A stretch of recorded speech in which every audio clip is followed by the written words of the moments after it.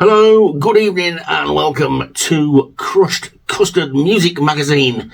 And today we will be looking at this album on the shelf behind me, the latest album from Rosalie Cunningham, To Shoot Another Day. But first, on to the quiz question. This album came out in 1969. It was by the British band Free, their second album, and it was self-titled. It was just called Free. But initially, it was going to have another title, which they then decided not to use right at the last minute. So what was this album originally going to be called?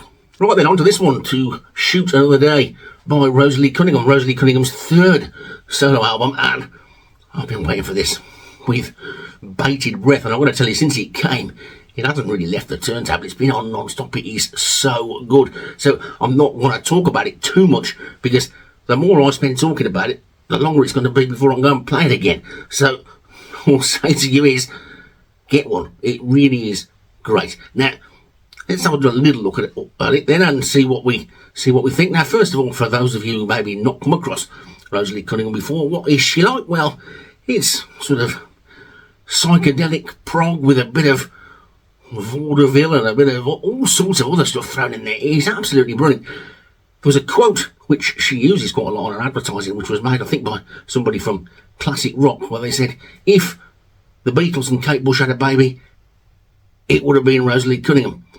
Which, I'm sure, is a nice thing to say, but I will say Rosalie Cunningham is far more than just the Beatles and Kate Bush. Yeah, I can see where that's coming from, because there's a lot of that late Beatles sound in the music and the way the lyrics are written, because she writes some very, very clever lyrics we'll get onto a little bit later. And there's also the fact that she sings in such a way that she can get those high sort of Kate Bush type ways of putting the phrasing across. So I can see where that's come from, but there's far more in there as well. Now, one of the things that I've always thought is that her titles are particularly good. The titles of the albums, I don't know, the first set album was just self-titled, but the last one, Two-Piece Puzzle, this one, To Shoot Another Day, they conjure up things in your head, don't they, of books or films or plays or something.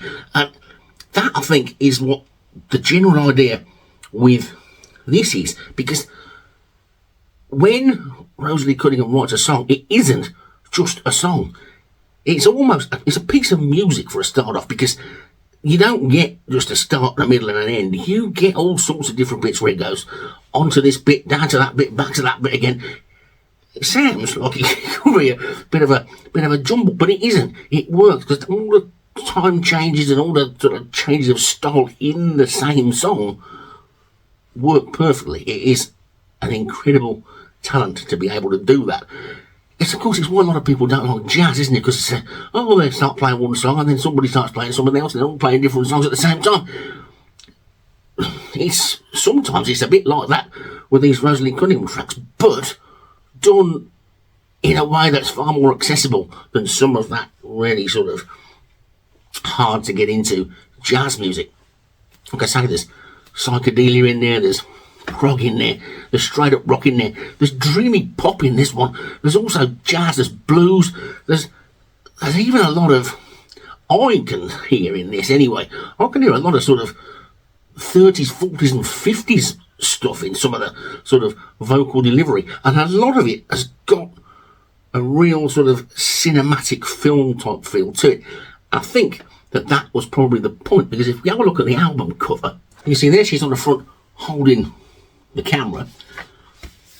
On the back we've got the clapperboard with all the tracks down the thing, and on the inside and also on the inner sleeve as well, we've got the pictures of the film set thing. You've got Rosalie Cunningham's director's chair, and the way that the credits have been done down here, it's got sort of co-producer, co-writer. It's done like film credits rather than you would normally see on a record. Now, that doesn't mean that this is some sort of concept album, although it could be, because it starts off with what is a sort of classic opening to a film, if you like, and it finishes with another one which sounds like it's a great end track to a film. We'll get to that in a minute.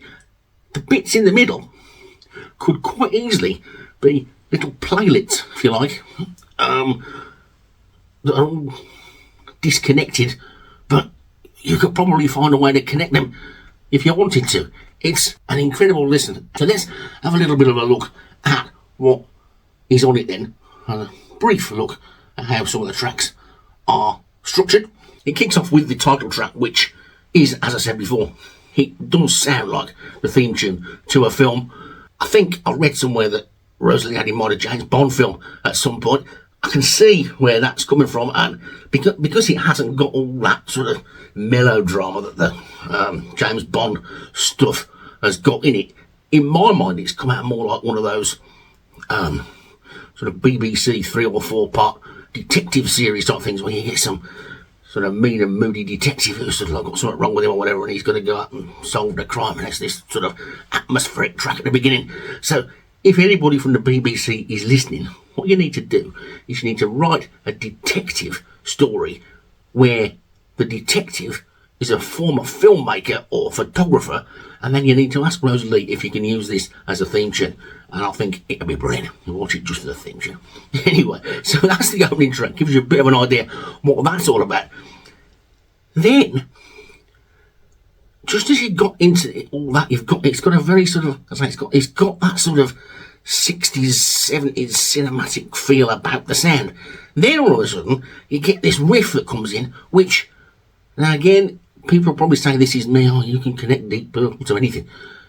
I heard it, and I thought, that riff, it's similar in style. It's not the same, it's not even close to being exactly the same, but it sounds a little bit like early Deep Purple, the late 60s Deep Purple.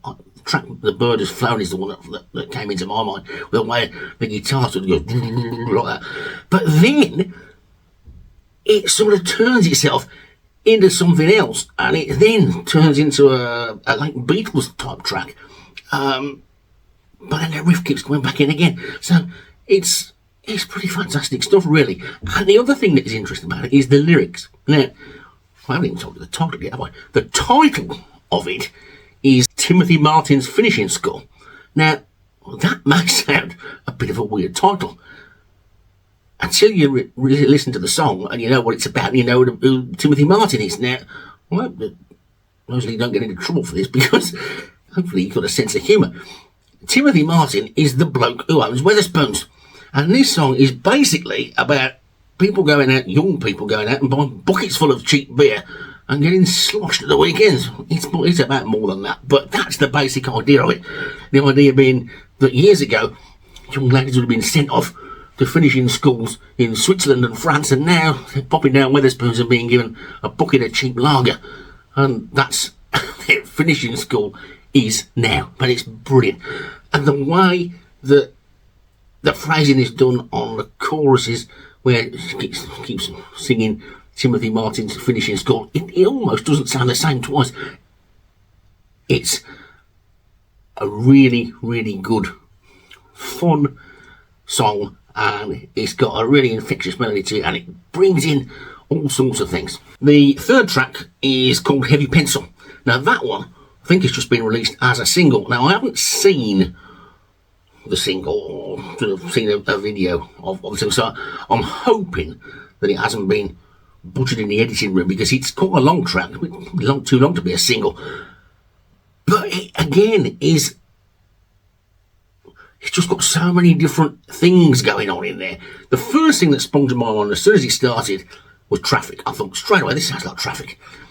Now, I suppose the reason why it might sound like Traffic to me is because it starts off with a flute, and the flute sound in Traffic was quite a big thing, wasn't it? And that is a great start to this particular track. The flute keeps interjecting right throughout the track, and it just turns out into this great big, long, sort of hippie, trippy jam that is just absolutely fantastic, mesmerising, and it just takes you off to 1,000 different places. It is an absolutely wonderful track. I'm really hoping that it makes it into the live set. I'm pretty sure it will, because I think it could just turn into something pretty, well, even more spectacular once it gets into a live setting. Then we move on to the next track, Good to Be Damned, which is another great track with and almost film-like feel. This one has got the sound of a Hammer House of Horror type soundtrack, if you like. It sort of starts off with this heavy riff, and then it goes into sort of, it's almost like a melodic Black Sabbath type of riff, before it then goes on into something completely different. Absolutely superb way in which Rosalie changes her voice slightly when she's singing the title line. I think it just drops down a little bit, and that just gives it that great sort of dramatic effect. And then right at the end as well, it sort of turns into one of those sort of big theatrical musical endings. It's again, it's a song that has got 2 or 3 different styles all pushed into one track, but they all work. It's a brilliant song. It really is great stuff. Then we move on to the final track on side 1, In the Shade of the Shadows. Now, this was the first one that really stuck in my head, sort of like, you know, when you go off into the kitchen, make yourself a cup of coffee or something, and you find yourself going doodly-doodly, and you remember the song's not playing. This was the first one that stuck there. Don't know why, but it just was. Now, they're all in there. But it sort of starts off, and you think it's just going to be a basic sort of 12-bar blues shuffle sort of thing, the way it starts. But then, again, as all the others do, it just morphs off into something else, and it's got some real sort of jazz flavours in this one. This one, it's. I mean, you could be listening to this. You could be listening to this in a rock club, in a blues club, in a jazz club. You could listen to it anywhere, really. It's just got a little bit of everything in there, and it is a superb way to end side 1. Now we move on to side 2. Now, the first track on side 2 is an instrumental. Now, I think it's called Smut Peddler, I think its title is. When it starts, it just sounds like a classic rock track, and you are constantly waiting for the vocals to come in, but they don't. I don't know why. Maybe couldn't come up with anything that went with it, or thought it stood on its own as a riff. I personally think it would have made a great riff to another song as well, but it still works as an instrumental because it's not too long. It's sort of like, again, I want to bring Deep Purple. I know people tell me off doing that, but you know the track Burn, we've got that riff where and then you go on to the verses and the choruses, but that riff then comes back in again. This is a bit like that. I don't mean it sounds like it. I mean it's that type of a riff type thing where you could imagine it punctuating another song throughout, and it's great. This is where the next weird bit for me is going to come from, because we spoke earlier, didn't we? Where we said that classic rock said Kate Bush and the Beatles had a baby, it'll be Rosalie Cunningham. While I was listening to this, especially the end, something else came to me. And you're going to think, well, what did it come to you then? This shouldn't come to you then. This has got no vocals in it. It's the bit right at the very end. There's a bit right at the very end where there's like a note goes. And it just came straight into my head. That bit of Supper's Ready where Peter Gabriel goes, a flower. And I thought, that is like that. And I thought, you know what? Why has nobody ever suggested that Rosalie Cunningham is a bit like a female version of Peter Gabriel? Because all that sort of characterisation stuff that he used to do in the early Genesis albums, she does that as well. And it's, alright, she doesn't go off and get dressed up like a flower and gone back on, but it's a similar type of thing. And I haven't noticed anybody mention that, so I don't know whether anybody has, and I just haven't picked up on it. But to me, that's another way of describing it to people who've not heard it yet, is to say, if you like early Genesis Peter Gabriel, then you're going to like Rosalie Cunningham. Track 7 is the interesting one, the one that it sort of flows from that instrumental. There is a stop, but I think the two probably could have gone in together. It's called Denim Eyes. Now this one is, again, where we go in a completely different direction. This sounds like one of those 1970s American country music pop songs in some places, because it has got the most radio-friendly sort of chorus type thing you'll ever hear, I think. And it's like, you can just imagine somebody belting this out in the 70s in a big long frock or something. It's But that doesn't do it justice, because that makes it sound a bit sort of like cheesy and corny. It isn't, because of all the other stuff that gets put in between those bits. But that is what your overall impression of it is going to be at the end, is, what does this remind me of? Yeah, it reminds me of stuff you used to do on the radio in the 1970s. So that's, again, another example, whereas the two-piece puzzle album was all sort of like late 60s. This album, to me, is like moved on in time, and it's now still got a bit of late 60s, but it's got more from the early 70s in it as well. The next track is a track called Spook Racket. Now, this one is incredible as well. I seem to be saying that about all of them, don't I? But it sort of starts off with this sort of like tribal drum beat thing, and it's almost like a call to war, and then it again morphs off into some sort of like heavy version of T-Rex or something. It's absolutely wonderful. And then all that's going on, but then after that you get what is almost like monks chanting type stuff, and the way I'm describing it is, it sounds like a mishmash, doesn't it? But it isn't. It's, you just sit listening to it. The first thing you just totally mesmerised. Where's it going to go next? You get bits where little bells are ringing, and then you get, you get the monks chanting. It's fantastic. It really is a wonderful, wonderful track. And you really have got to get out and get a listen to it. We're then moving towards the end of the album now. We're almost now getting back to where it could almost have been a concept sort of album, because the next track, the track before the last one, is called Stepped Out of Time. Now, interestingly, I think this one is a little bit stepped out of time, because it sounds like one of those tracks that you get in a musical. I'm not a big musical fan. A stage musical or a musical film, like when they had a situation where somebody's about to go off to do something dramatic, and it's like, this is the big dramatic sort of like love story song towards the end of it. It's got that sort of a feel to it, and it's got that sort of delivery. It could be I don't know enough about films to sort of suggest what sort of films it could be, but it's got that sort of big dramatic, this is the main song for this character in the movie type thing, or in the musical, should I say.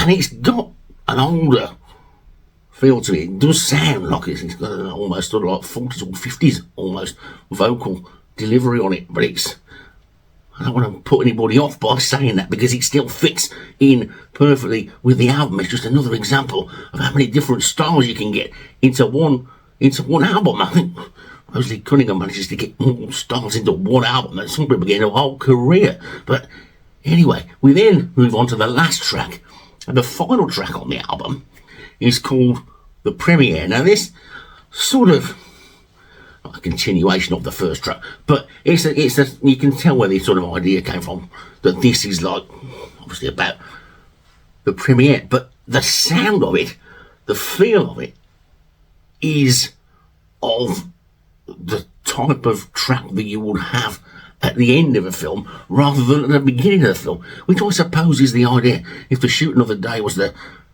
big title track, this is the track at the end when the credits are going on and everybody's walking out the cinema and all that sort of stuff. But that's not to say that it's not a great track, and if it was a track that was at the end of a film and I was in the cinema watching it, I would be staying sat in my seat until it finished. Any track, any lyricist that comes up with lines like that rhyme with, what is it? I think it's something along the lines of from something Pajamas and Bahamas. I mean, it's brilliant. Absolutely brilliant. And that is one of the other things on this. This is an album where you need to buy the vinyl if you can. Because if you buy the vinyl, the inner sleeve has got a lyric sheet, and then you can read the lyrics along with it. The lyrics are easy to make out, but when you read them, you get more of a sense about how clever they are, and great sort of couplets and great little lines and things going back in. It really is top quality stuff. The other thing I ought to mention before I finish as well, because again I've done my usual trick waffle on too long, is this isn't just Rosalie Cunningham.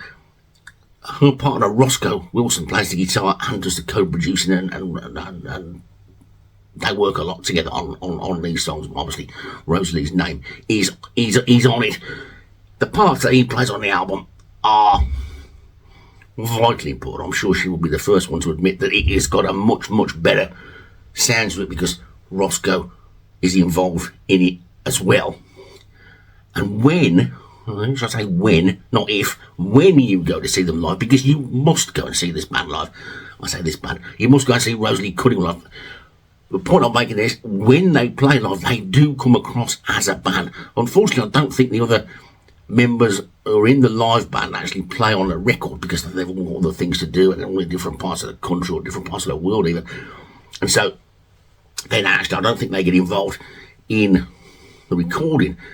But they are so good as musicians. When you see them play live, you wouldn't believe they haven't actually played on the records. And so, yeah, you've got to go and see them because it is an event. It really is an event. And they are just a really nice bunch of people. And they do it right. They dress right as well. They're all about the style and the thing, but it's not style over substance because they've got the music to back it up. They use sort of authentic equipment. They've got sort of the right looking clothes for the job and all that sort of thing. It's just, the whole package is absolutely wonderful. And if you only go to one gig a year, go to see Rosalie Cunningham. Now, I'm hoping, I don't know, that I'll get this out before I go, because I'm going to Northampton to the Black Prince. They play the Black Prince every tour. Normally it's the last day of the tour. Anyway, well, I'm hoping to get this out before that gig at the Black Prince, which I think is it's next Friday. So whether I'm going to get this out for that, I don't know. But if you don't go to see anybody else this year, go to see Rosalie Cunningham because it is an event in itself. It's absolutely wonderful stuff. This album, Shoot Another Day, is great. I'm hoping that they play lots of this live because it really is good, and you can tell from listening to it that quite a lot of the songs have got scope to be extended into longer things with other bits and pieces going on.